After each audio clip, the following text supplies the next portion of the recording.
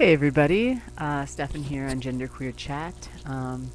Sorry for missing last week. For those of you who don't know, last week was Transgender Awareness Week at our school in honor of the Transgender Day of Remembrance, which was celebrated on Saturday. So it was cool because we kind of turned a sad occasion. Remembering trans people who have committed suicide or have been killed out of hatred, and turned it into an educational opportunity. So I was responsible for putting together the Trans 101 workshop as part of the Safe Zone program, and was also on a bunch of other panels and stuff. So I was just really crazy last week. But anyways, I'm back. And last week's topic was about gender and sports.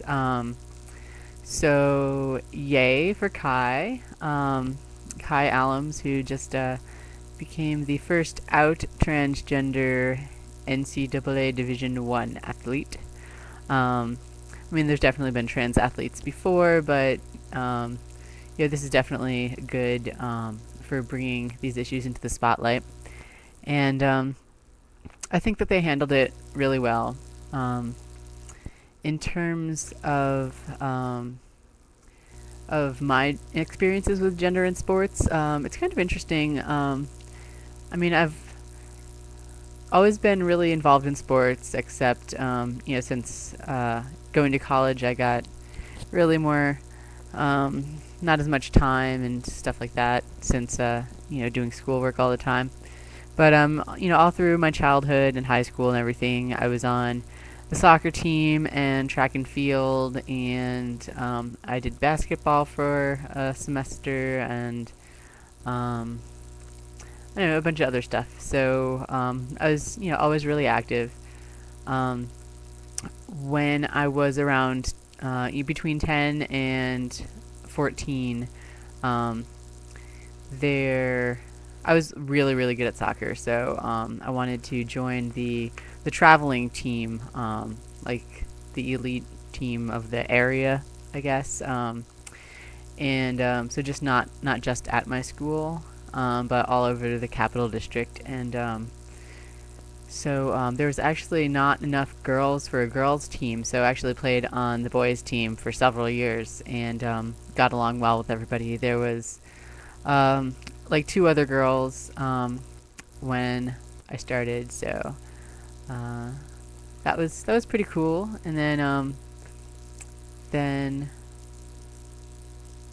eventually I stopped doing that and just did varsity soccer at my school, and played on the girls team, and it was really interesting because I probably could have played varsity a lot sooner, but my mom was worried because I was so little that I was gonna get smothered, and so I can't even imagine what she would have thought if I tried to play on the boys' team at high school. So I know when I was being perceived as a girl, I was very much like, there's no reason a girl can't do anything a guy can do, and that kind of thing. But I don't know, now I'm a lot more aware of the differences in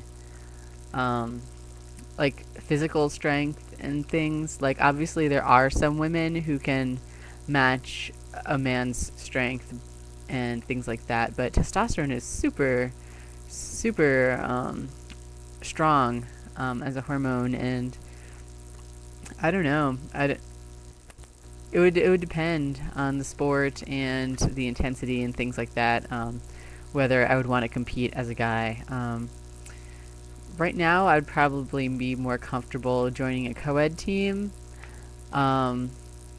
just because I don't really like to choose my gender. But even on a co-ed team, like, you always have to have like so many girls and so many guys, and so that would be really confusing. I did that for flag football the last time that I was at FSU for intramurals, and I only played one game, and there was just so much confusion about whether there were enough girls on the team, because they weren't sure whether I was a girl or a guy, and I was just like, well, it's legally female, so let's go with that.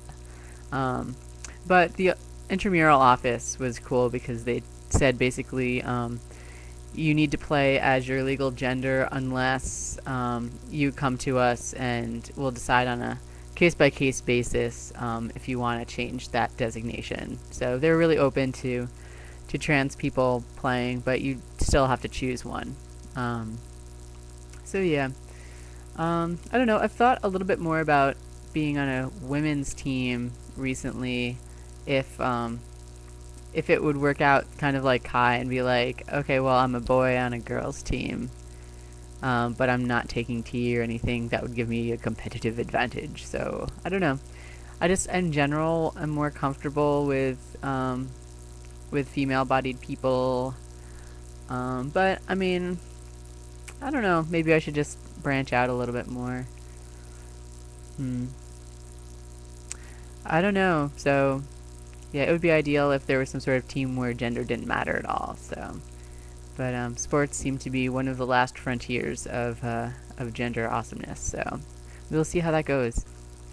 Um, okay, so this week's topic is actually how would you explain your gender to a child? And if the child's parent was around, would you let the parent take the lead, or would you go ahead and answer? Um, so I haven't had a whole lot of experience with this because mostly kids don't ask me directly. They either ask each other or they ask their teachers or their parents, and I just overhear it. And usually their reaction is that the adult shushes them. They just don't want to talk about it. I don't think I recall any adult who's actually given an answer one way or the other. In my particular case, they're just like, "Oh, shush, be quiet, that's rude," or whatever. So I don't know if just the parent doesn't know either, or they just think that it's not an appropriate thing to say, or they just don't want to deal with the kid's millionth question of that day. But yeah, I mean, the only specific instance that I can remember of a child asking me directly was my little brother, and he's about 8 now. And so I was home from break one winter. I think it was like 2 winters ago. And I had already come out as trans and everything. And he goes, "Steph, are you a boy or a girl?" And I go, "Well, what do you think?" And he's like,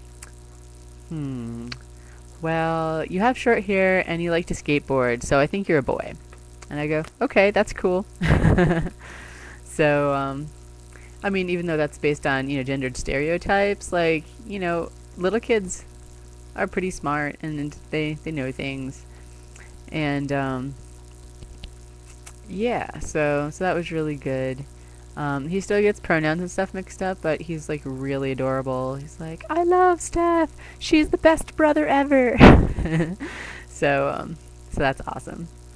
I was talking a little bit with Rachel, and she said that one of her strategies is when a kid asks if she's a boy or a girl, she goes, "Well, are you a boy or a girl?" And the kid goes, "Well, I'm a boy," or "Oh, I'm a girl," or whatever. And then she's just like, "Oh, that's nice," and then moves on, and purposely doesn't answer their question because she likes them to be guessing, I guess. But yeah, I don't know. I think I would be a little bit more hesitant to answer if there was a parent around, just because, like, I don't know. I don't know how much they would want to get into that conversation. So I don't know.